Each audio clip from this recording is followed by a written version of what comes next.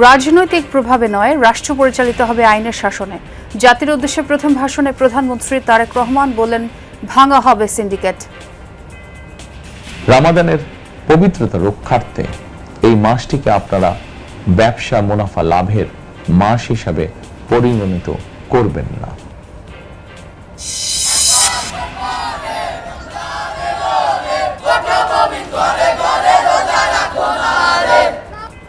শুরু হলো মাহে রমজান। মসজিদে মসজিদে তারাবির নামাজ আদায়, ভোর রাতে সেহরির পর সিয়াম সাধনা শুরু।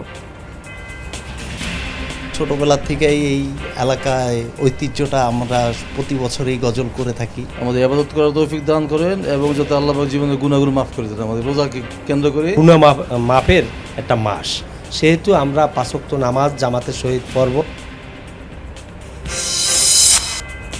রোজায় বন্ধ থাকবে স্কুল কলেজ, আজ থেকে শুরু হচ্ছে ছুটি। সংশোধিত শিক্ষাপঞ্জি দিয়ে মন্ত্রণালয়ের প্রজ্ঞাপন জারি।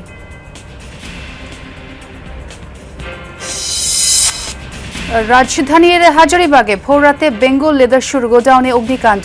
ফায়ার সার্ভিসের 4 ঘন্টা চেষ্টা নিয়ন্ত্রণে চলছে নির্বাপনের কাজ।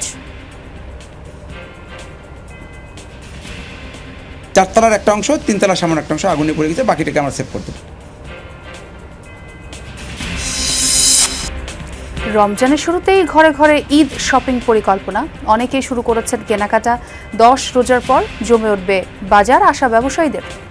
এখন মানুষ আসছে দোকানপাট কি কালেকশন আইতে আছে এটার জন্য দেখার জন্য। ঈদের সময় অনেক ঝঞ্ঝাল হয়, যার জন্য ঈদের প্রথম টাইমে ঈদের কেনাকাটা শেষ করা উচিত। নারায়ণগঞ্জের শীতলক্ষ্যায় দূষণ বেড়ে যাওয়ায় হুমকিতে প্রকৃতির স্বাভাবিক প্রক্রিয়া। বিভিন্ন রোগবালাই আক্রান্ত হচ্ছেন স্থানীয়রা।